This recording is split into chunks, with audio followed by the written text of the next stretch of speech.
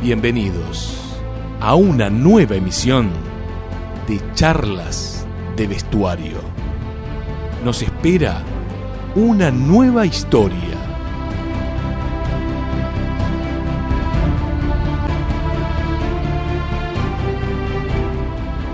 Carlos María García Cambón nació en Capital Federal el 27 de marzo de 1949.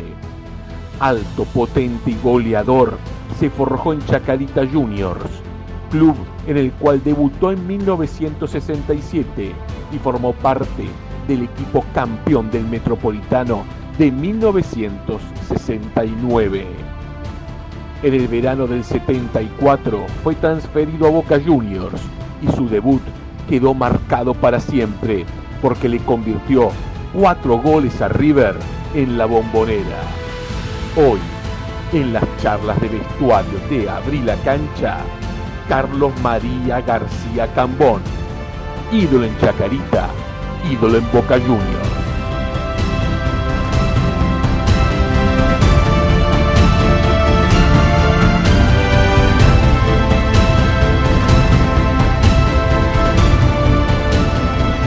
Y como siempre decimos, estas charlas que nos encantan aquí en Abrí la Cancha, que se han convertido en un clásico, que los oyentes las piden, que luego las escuchan nuevamente por intermedio de Radio CUT o en la web de la emisora. Estas charlas que nosotros le pusimos un título, que es Preguntar para escuchar y aprender. Y hoy lo tenemos en línea a Carlos María García Cambón, zurdo, fino, alto. Hablaba hoy por la tarde con los amigos del Departamento de Historia de Chacarita Juniors y me decían, un artista. Esa es la definición de García Cambón. Para recorrer su historia, para recorrer su vida, para recorrer su paso por el fútbol argentino, como nos gusta a nosotros aquí en Abrí la Cancha. Carlos María, los saluda un tocayo. Carlos Aira junto a Neguen Ríos. ¿Cómo le va? Hola, buenas noches, ¿qué tal? ¿Cómo le va? Bueno, de artista, sí, claro, depende de la denominación de artista, está bien, pero es medio como que me siento cohibido ante una palabra de estas características. He sido un jugador de fútbol. Pero, a ver, el fútbol tiene mucho de espectáculo también. Y el espectáculo, si bien es un deporte, y son deportistas los futbolistas, hay algo de arte, o hay mucho de arte, ¿por qué no? Sí, es verdad. Lo que pasa es que hay mucho de inspiración. Esto es lo real. Lo real es que el fútbol tiene el 80% de inspiración, porque uno puede trabajar muchísimo y puede estar funcionando de la mejor manera posible un equipo, pero en el último toque, en la jugada que magnifica todo el espectáculo, es la inspiración. Y la inspiración de cada uno de los 22 que están dentro de un campo de juego. ¿Y usted era un delantero de trabajo o de inspiración? Porque los amigos de Chacarita, bueno, usted estuvo aquí en la radiográfica alguna vez junto a Jorge Vitar, con Aldo Tagio, los queridos amigos de Gloria Ceneices, el recuerdo eterno para Jorge, y siempre hablaron de usted como un delantero de mucha jerarquía, que tal vez la potencia no era lo suyo, esa cuestión del juego físico, sino la ductilidad. No, nunca fui un 9 de área. Esto es a lo que uno tiene que hacer referencia. Nunca fui un 9 de área típico a lo que se acostumbró durante muchos años Boca con Palermo, por ejemplo, con Alfredo Rojas, remitiendo un poco más atrás todavía. Yo no fui de esas características. Yo era un jugador que formaba parte del circuito de juego. No era un definidor. No estaba solamente adentro del área para empujarla al gol o empujarla a la red. Estaba para formar parte del juego. Y esto es lo que me gustó hacer siempre. Por eso hubo épocas en que jugué de volante, inclusive llegué a jugar de volante central en Boca, algún partido. Y esto dice que no era el 9 de área, indudablemente. No, sin dudas, ¿no? Ya nos vamos a meter en la carrera que arranca en Chacarita Juniors, que sigue en aquel paso tan recordado por Boca, pero escuchándolo imagino que aquellos años 60, en los cuales usted comenzó su carrera profesional, de tantos cambios tácticos, un jugador con sus características podía ser reconocido por algunos entrenadores que comenzaban a experimentar tal vez una idea de fútbol que no tenía que ver con las posiciones fijas. No, claro, indudablemente. Nosotros tuvimos un gran director técnico que fue Argentino Geronasso en la época de Chacarita, en el año 68, que fue un adelantado a la época. Y él hablaba de la dinámica, que el fútbol tenía que ser más dinámico, no tan estructurado y no tan posicionalmente determinante con respecto a cada una de las posiciones que correspondían dentro de un campo de juego. Tenía que ser dinámico. Y nosotros en Chacarita muchas veces, en la época del 68 y en la época del 69, cuando Chacarita sale campeón, nosotros lo llevamos a cabo muchas veces eso. Fra Soldati, por ejemplo, te voy a dar un ejemplo. Fra Soldati es un marcador lateral, marcador izquierdo. Y el último partido, la final del campeonato metropolitano, cuando ya Chacarita iba ganando 3-1, él hizo el cuarto gol. Y en jugada, no hizo en un rebote, no hizo en un tiro libre, en una pelota parada, en jugada. Esto te habla de que en esa época nosotros ya practicábamos la dinámica en el equipo. Era muy importante para nosotros, porque aparte la dinámica lo que produce es sorpresa. Y entonces era muy importante para nosotros, amén de lo que era el juego colectivo, ¿no?, asociado, y lo que era el funcionamiento del equipo. Amén de todo eso, la dinámica era muy importante. Hoy sigue siendo muy importante, hoy es un factor prioritario dentro de cualquier equipo de fútbol.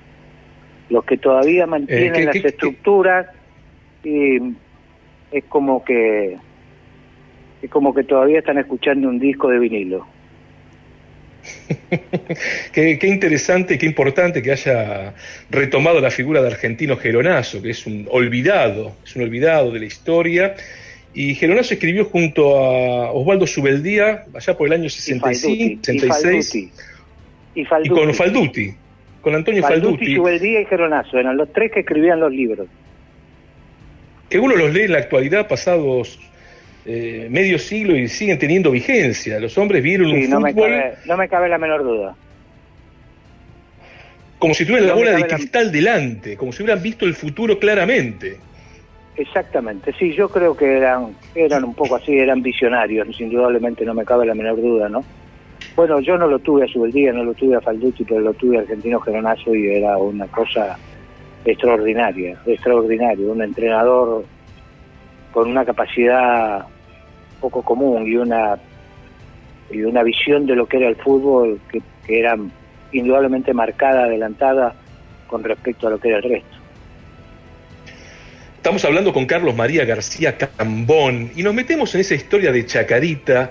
¿Cómo llegó a Chacarita? ¿Cómo llegó a vestir la tricolor? ¿Usted era de la zona de San Martín, de esa zona de influencia, o hubo algún suceso que lo llevó a probarse a Chacarita? No, yo vivía en San Telmo y yo jugaba para un equipo que se llamaba Adolfo Pedernera, que lo tenía un señor que se llamaba Castillo. Este señor nos llevaba por todo Capital Federal y Gran Buenos Aires a jugar torneos. Entre todos los torneos que jugamos, como él tenía mucha relación con muchas divisiones inferiores de diferentes equipos de fútbol, íbamos a jugar, por ejemplo, contra San Lorenzo o con Racing y así en muchos lados. Y los directivos o los entrenadores de divisiones inferiores de esos clubes, si veían que había algún jugador que tenía determinadas características o le parecía que era importante o le llamaba la atención, lo pedían, y si el jugador accedía y la familia accedía, se quedaba en ese club y firmaba como jugador amateur. Y yo de la suerte de ir a algunos quiero que me quedara. Mi papá en esa época no quería mucho, porque decía que todavía era chico, 13 años, y un día aparecí jugando contra la novena de Chacarita Juniors. Y el que El coordinador de Chacarita Junior en esa época era don Ernesto Duchini, el gran maestro don Ernesto Duchini. Y bueno, Duchini habló conmigo y después fue a hablar con mi papá, y fue una persona que nos convenció de lo que él quería y de lo que podía darnos y de lo que nos podía enseñar y capacitarnos. Y bueno, y entonces accedimos y nos quedamos ahí en Chacarita Junior. Esa fue la razón por la cual llegué a Chacarita Junior, porque el gran maestro me convenció de que tenía que quedarme ahí. Y viajaba 2 horas por 2 horas de ida y 2 horas de vuelta, que me costaba llegar a San Martín para entrenar, y bueno, y después para ir a jugar, que me levantaba a las 5 de la mañana, porque los partidos empezaban a las 6:30 de la mañana, sobre todo en 9ª división. Pero bueno, esa es la parte del comienzo, digamos. Ya vamos a llegar a aquel campeón del 69, pero nombró a Ernesto Duchini, ¿no? Una gloria enorme del fútbol argentino. Estamos hablando de uno de los docentes más importantes que tuvo en nuestro fútbol. Si no el más importante. Un monstruo, para aparte, un monstruo de capacidad y conocimiento, sino un monstruo como persona, como ser humano.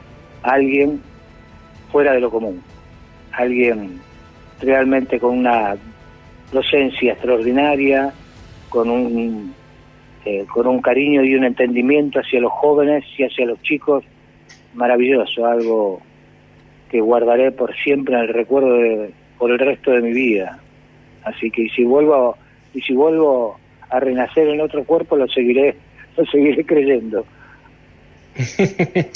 Lo tuve la oportunidad de conocerlo en sus últimos años, siempre bien empilchado, siempre una pinta increíble, Ernesto Duchini. Una maravilla, algo muy llamativo. Él y su traje marroncito claro.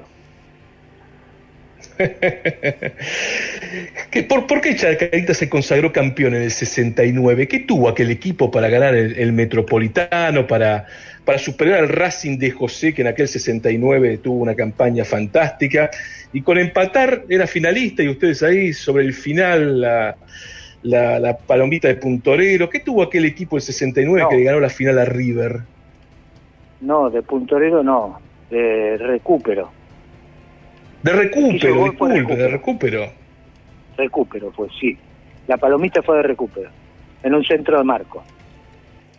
Lo que tuvo ese equipo fue, primero había tenido un año maravilloso, el año anterior, conducido por Argentino Geronazo, donde nosotros aprendimos y desarrollamos mucho del conocimiento que él nos había metido con respecto a lo que era el fútbol, con respecto a lo que era el equipo, con respecto a lo que era funcionamiento, con respecto a lo que era el sacrificio, el esfuerzo, la solidaridad, un montón de cosas.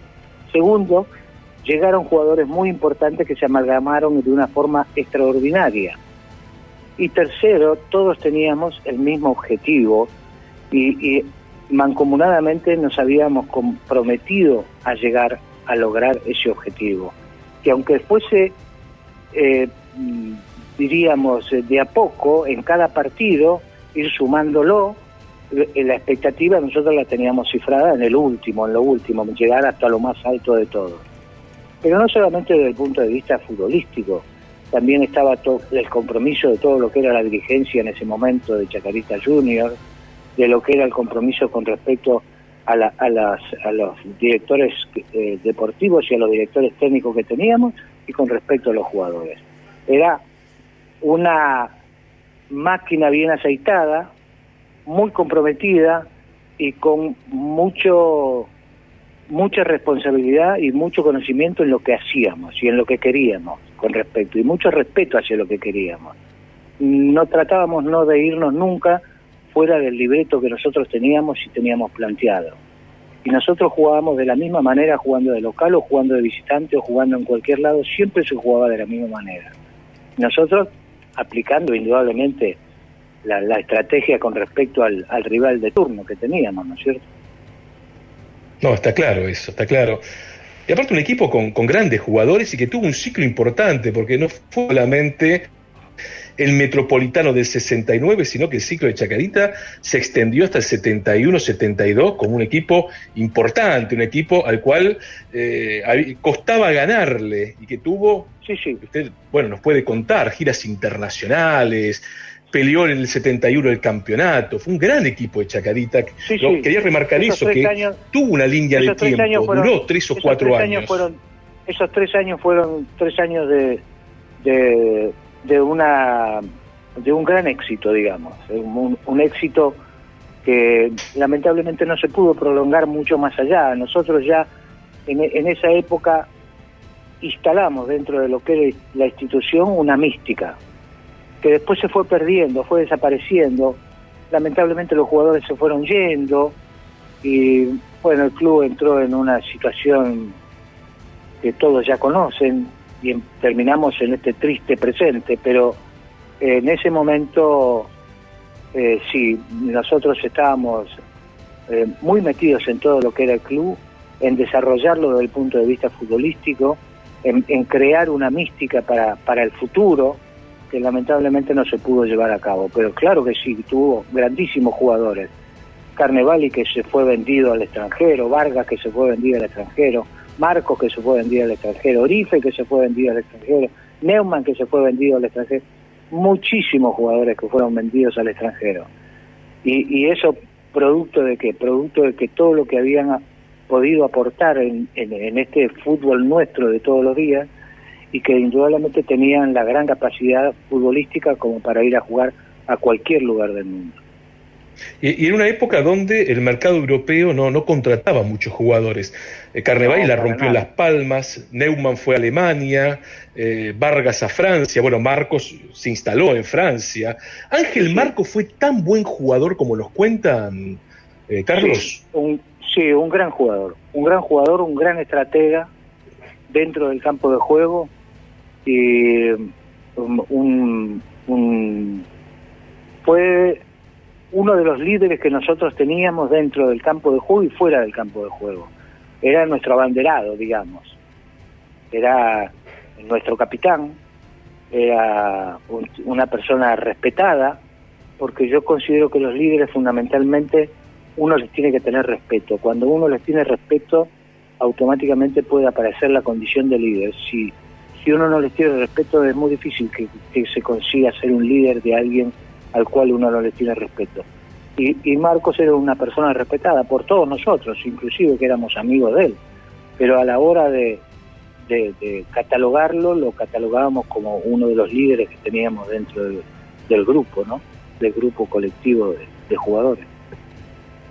Pero un gran jugador. Nos vamos a la cápsula del tiempo, nos vamos al domingo terrible. 6 de julio de 1900.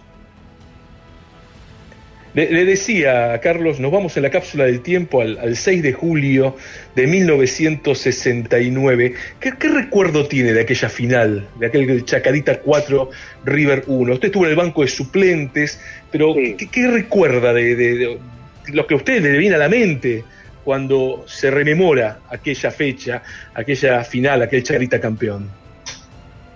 Bueno, el primer recuerdo es que la cancha explotaba. Era impresionante la cantidad de gente que había, y todo el mundo, los hinchas de River estaban anticipando el triunfo y consagrándose campeones antes de que se jugara el partido. Menos nosotros. Nosotros sabíamos que no era así. Pero todo el mundo sabía o pensaba, a tal extremo era esto, que todos los titulares de todos los diarios, cuando termina el partido y salen a la noche, los diarios que salían a la tarde-noche, ninguno puso Chacarita campeón, porque todos los titulares estaban programados para que fuera River campeón. Y al salir Chacarita tuvieron que poner otro título que no tenía nada que ver con el fútbol. Hasta ese extremo fue la cosa.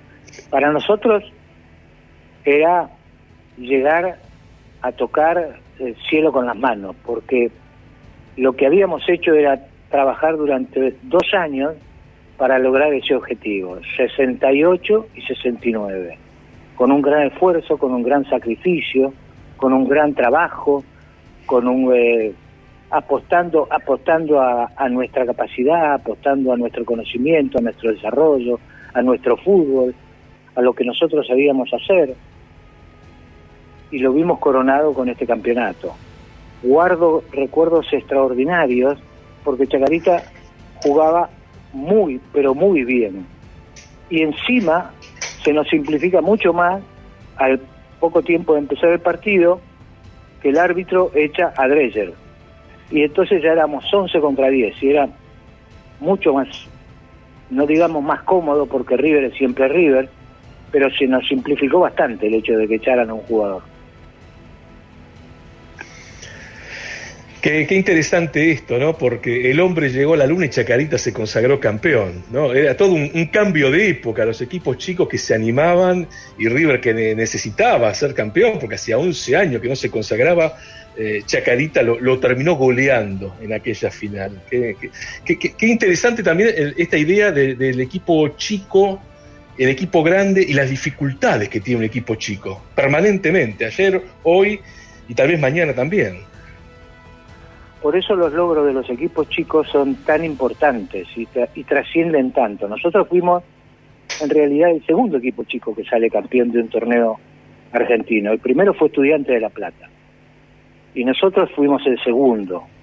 Después vino, creo que llegó Huracán en el 73. Bueno, después fue Ferro. Y después se fueron sumando muchos.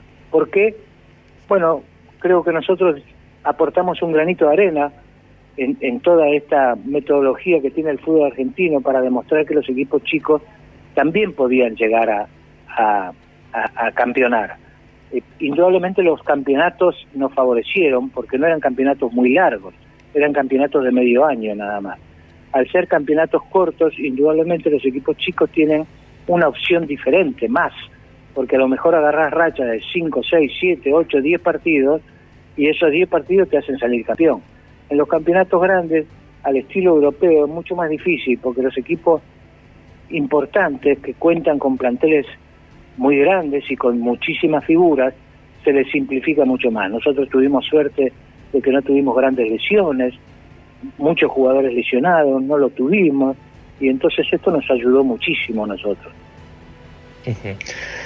Estamos hablando con García Cambón y ahora sí nos metemos en esa historia tan cercana que es la radiográfica, ¿no? Que estamos en Avenida Patricios al 1900, a pasos nada más de la Bombonera, y aquel 3 de febrero de 1974. Es raro, ¿no? Primera fecha de un campeonato y un superclásico en la Bombonera, es extraño eso.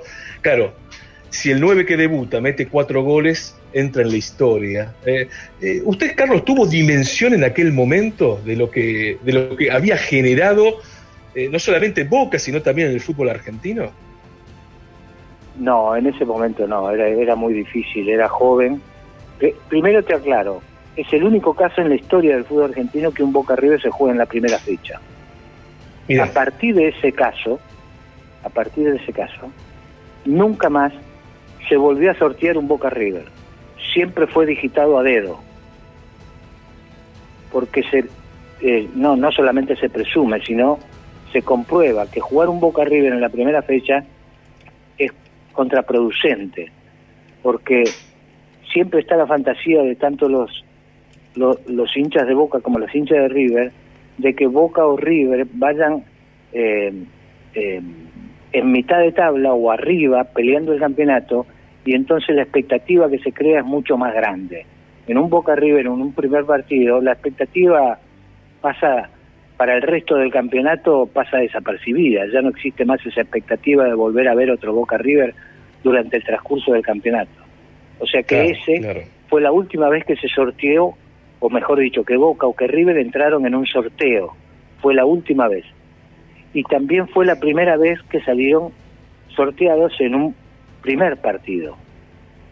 Indudablemente la expectativa que uno tenía creada con respecto a ese partido era grandísima. Yo oficialmente debutaba, porque yo ya había debutado en los torneos de verano en Mar del Plata, pero oficialmente era el primer partido. La expectativa del primer partido, del debut oficial, y llegar a concretar eso, que indudablemente y gracias a Dios es histórico hoy día, yo nunca me di por creído que lo que había hecho era tan importante.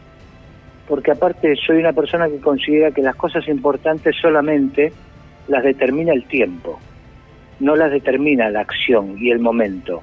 La acción y el momento es lo que sucede, pero el tiempo transcurrido, si después de casi 50 años la gente se sigue acordando y sigo estando dentro de lo que es la estadística, esto es lo que me demuestra que indudablemente fue muy importante. Yo no tuve la medida de lo que hacía, salvo por algunas cosas que uno guarda en la memoria, como por ejemplo retirarme del campo, siendo coreado mi nombre por todo un estadio. Esas cosas que para uno son entrañables y que las guarda en un rinconcito del corazón como si fueran un tesoro muy especial. Esto era lo único que me hacía sentir como que lo que había logrado era lo correcto y estaba bien, pero no la dimensión de lo que había hecho. La dimensión de lo que había hecho la tomé con el tiempo. Hace un par de semanas un querido colega, Héctor Sánchez, histórico de la agencia Telam, fanático de Boca, nos señaló aquí en el programa que el cuarto gol suyo, el quinto de Boca, que si mal no recuerdo es una doble pared suya con Potente y con Enzo Ferrero. Héctor nos dice que tal vez haya sido uno de los goles más lindos de la historia de Boca.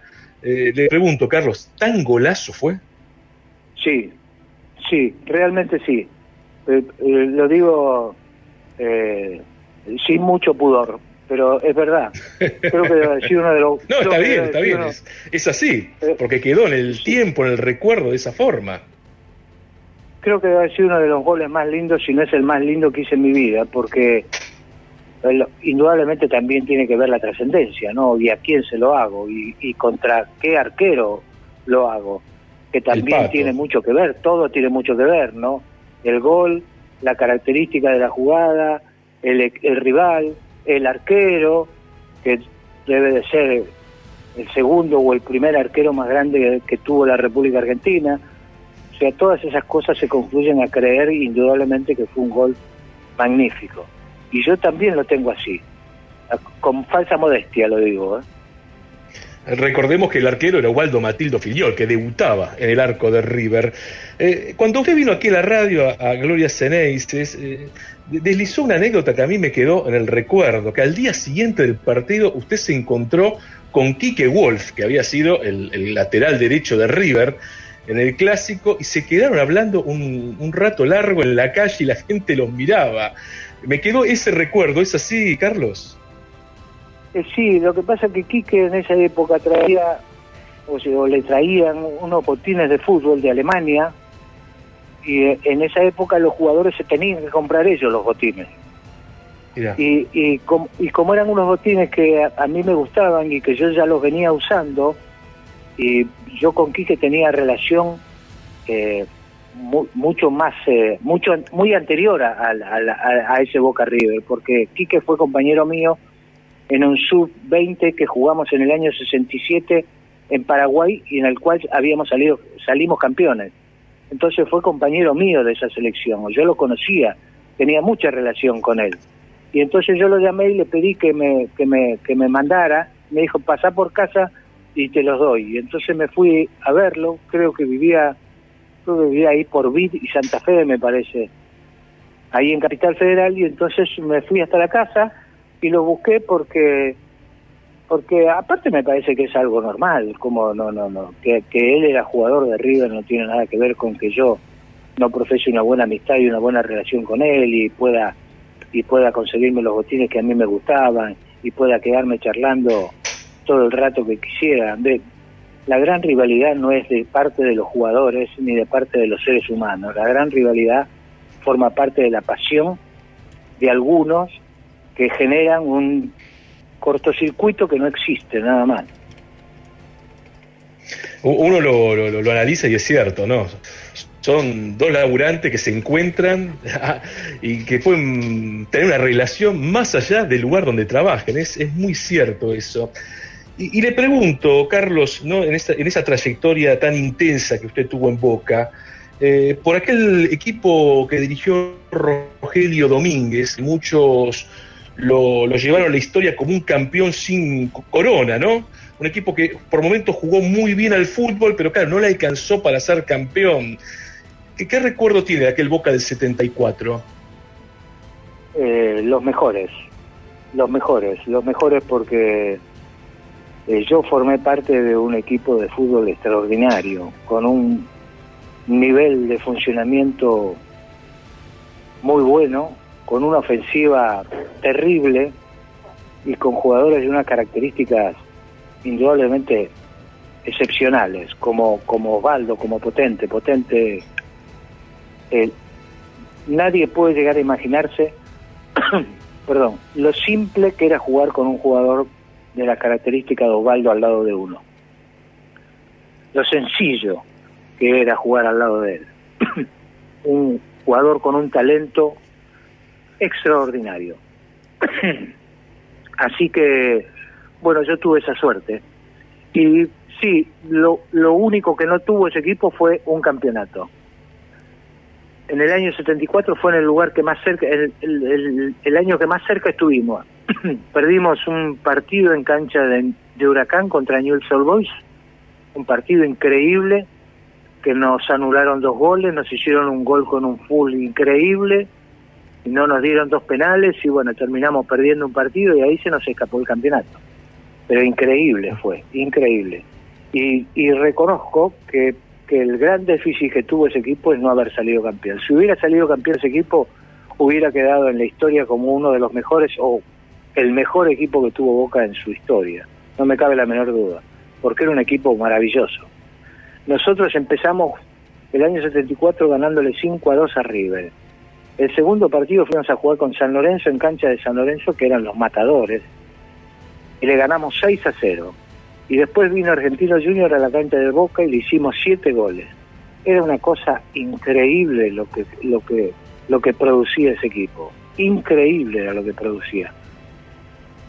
Bueno, aquel San Lorenzo, dirigido por Osvaldo Subeldía, se consagra campeón del torneo de 1974. Estamos hablando con Carlos María García Cambón, un placer que nos estamos dando aquí en Radiográfica. Y la última, Carlos, agradeciéndole muchísimo este tiempo y sobre todo agradeciéndole la posibilidad que tenemos nosotros desde el programa y los oyentes de aprender, que creo que es algo valiosísimo.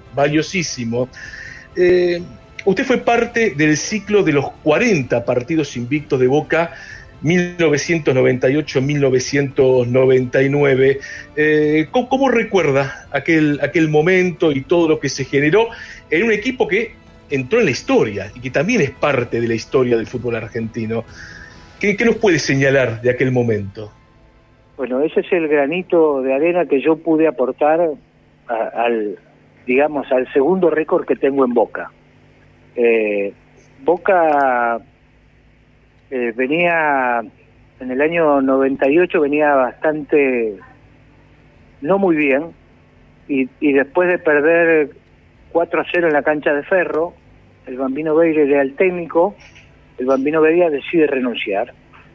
Entonces yo era el técnico de lo que era la reserva, lo que vendría a ser la reserva, que para nosotros era el selectivo que teníamos, y bueno, y entonces la comisión directiva me convoca a que me haga cargo del plantel profesional.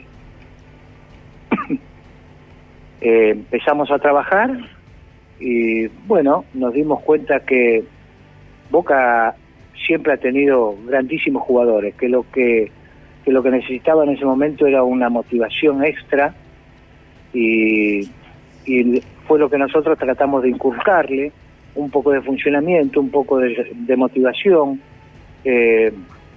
algo que nosotros pretendíamos con respecto a lo que nosotros llamábamos el funcionamiento con respecto a lo que era trabajar en bloque, cosa que no lo estaba haciendo Boca porque se alargaba demasiado y nosotros queríamos que jugaran mucho más en bloque. Y bueno, y las cosas se nos fueron dando, y a tal punto que, bueno, de 6 partidos ganamos 4 y empatamos 1 y perdimos 1. Y de casi último que iba Boca en ese torneo terminamos, no sé si cuartos o terceros. Y bueno, esos 5 partidos forman parte de los 40 partidos que tiene Boca como invicto en los torneos locales, que es el récord, indudablemente. Indudablemente lo que yo he hecho fue aportar un granito de arena, ¿no? El gran creador de ese récord fue Carlos Bianchi, que fue el que lo llevó durante 30 y pico de fechas a lograr los campeonatos como los logró. Pero bueno, uno aportó un granito de arena y yo me sentí bien, me sentí reconfortado, me sentí pleno, y para mí me sirvió porque yo era una materia que tenía pendiente, como el hecho de dirigir planteles profesionales y ver si realmente tenía la capacidad como para poder dirigirlos, y eso me demostró a mí y me demostró a mucha gente que sí, que tenía esas condiciones y que podía hacerlo y que podía llevarlo a cabo. Se nos acaba el programa, Carlos, si no nos quedaríamos hablando y escuchándolo sobre todo, por esta idea que reitero, que le agradecemos, la de poder aprender, que reitero el concepto y la idea, que no es poco. Le mandamos un saludo enorme y le agradecemos aquí desde Radio Gráfica, desde Abrí la Cancha, este contacto.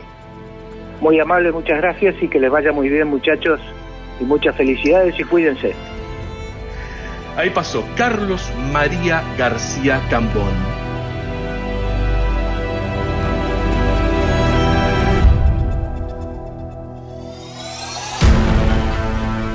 Punto final para esta edición de Charlas de Vestuario. Ojalá hayan disfrutado este programa, que tiene una sola consigna: preguntar para escuchar y aprender. Mi nombre es Carlos Aira. Nehuen Ríos estuvo en la producción y edición. Este programa es una producción integral de todo el equipo de Abrí la Cancha. Gracias y será hasta la próxima.